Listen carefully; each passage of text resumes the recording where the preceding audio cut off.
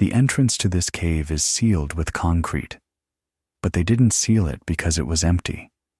Quite the opposite. They sealed it because someone was still inside. A man who descended into its bowels in search of adventure, just like thousands before him. But the very earth he'd come to conquer refused to let him go. This isn't a story about an accident. It's a story about a trap millions of years in the making, and about how the most innocent of pastimes became one man's eternal sarcophagus. Fernando here, and today, I have a new, truly blood-curdling story for you. I decided to weave it into the series of alien and UFO tales I'm working on for one reason. I only just learned about this tragic, unbelievably cruel twist of fate today. What happened to this young man is a genuine nightmare. His death is the stuff of the absolute worst dreams. When I stumbled upon a video about it, I knew I had to tell the story myself. I'll leave a link to the original in the description, and if you can watch that video without flinching, hats off to you. I had to pause it just to catch my breath. That's how harrowing the details of this story were. And here's what it's about. This is the story of John Jones, and how he met his end in the vice grip of claustrophobia in a cave called Nutty Putty. This is an extremely heavy one for anyone with a fear of enclosed spaces. So please, be warned. Some of the images this story will conjure in your mind might be deeply disturbing. And it's not about visual horror, like in the movies. No. It's the very essence of how his life was extinguished that will shake you to your core. Here's what happened. First, let's talk about the cave itself. It has a unique name, Nutty Putty. Who knows the story behind a name like that? It was discovered a few decades ago, back in 1960, and ever since, people here in Utah County would go exploring its depths. Judging by this diagram, it was explored through and through. Some brave souls penetrated every nook and cranny of this cave, creating this detailed map. This is definitely not for me. I have a severe case of claustrophobia. I'm sure many of you do too. Funnily enough, I'm perfectly fine with extreme heights. No problem at all. I've stood on the glass bridge over the Grand Canyon, staring down a 2,000-foot drop. Nothing. I've gone deep underground at the Hoover Dam, where an elevator takes you lower and lower, but you still end up in a massive chamber where you can walk around freely. No problems there either. But where I really draw the line is tight, compressed spaces. So everything you're seeing in these pictures, taken by other explorers, whether alone or with a guide, this is nightmare fuel for me. I have no idea what kind of thrill people get from this, but back when the cave was open, you could come here and go through a few infamous spots. For example, one was called the Big Slide. They say it was over 150 feet long. You'd go down on a rope, and it would lead you to other, even tighter sections. There's one particularly notorious one, the birth canal. It's so narrow you had to literally squeeze your way through it, pulling in your shoulders, tucking in your arms, holding your breath, doing whatever it took to ooze through that passage. Again, I don't get why this is considered fun, but to each their own. This went on for several decades. During that time, there were incidents that required rescue operations. It wasn't just cavers getting trapped, but Boy Scouts too. Eventually, it got the attention of the authorities, or some government-level management body, and they decided enough was enough. The cave was seeing about 5,000 visitors a year. That's a serious number. I've been to other famous caves, but they're huge. They don't trigger claustrophobia. So I get the popularity here. But too many people were going in at their own risk, sneaking in at night, ignoring safety precautions. All of this led to people getting stuck, and rescue operations had to be launched again and again. So in 2006, the gate you see in this photo was installed. It was a temporary measure to close the cave. The idea was to stop the flow of amateurs who were creating chaos and danger for both themselves and their would-be rescuers. Because you have to remember that too. The rescuers are risking their own lives every single time this happens.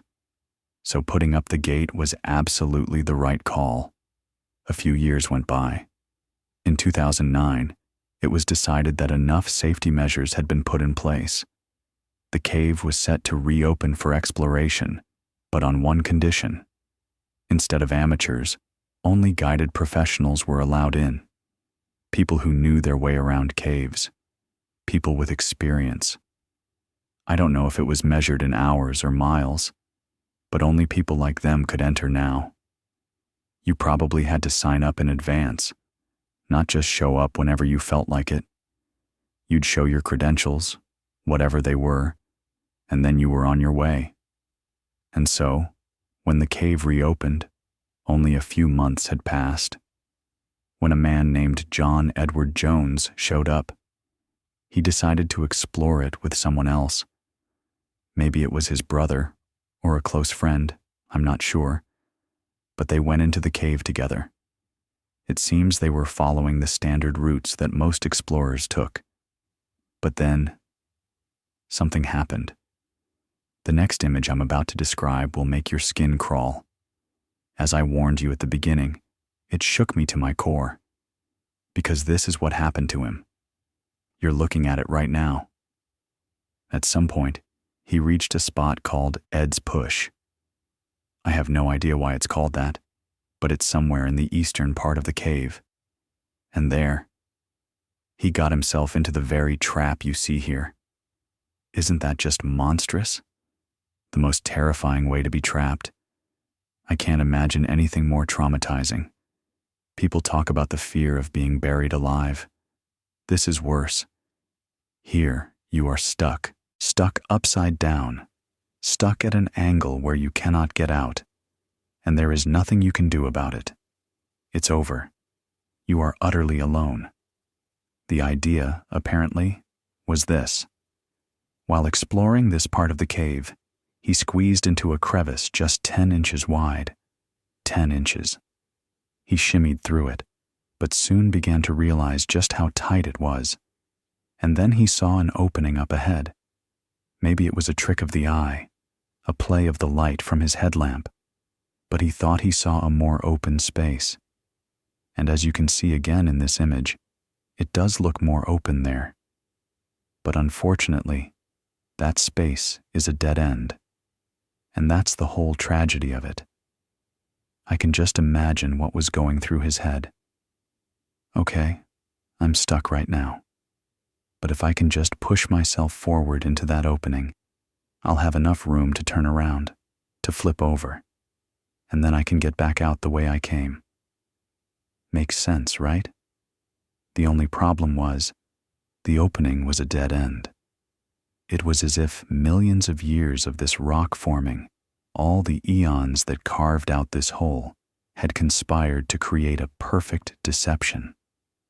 The farther he pushed himself forward, the more hopelessly trapped he became. So much so that when he finally realized it was the end of the line, that it was no use, and tried to move back. Look at that angle. He didn't stand a chance.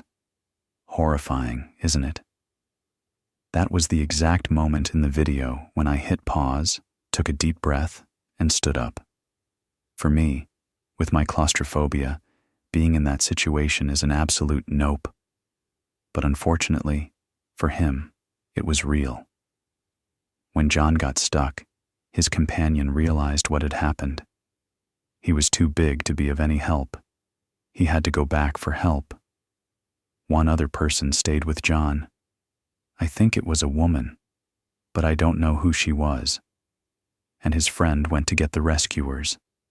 And from the moment the first call about John's situation came in, of course, the authorities arrived.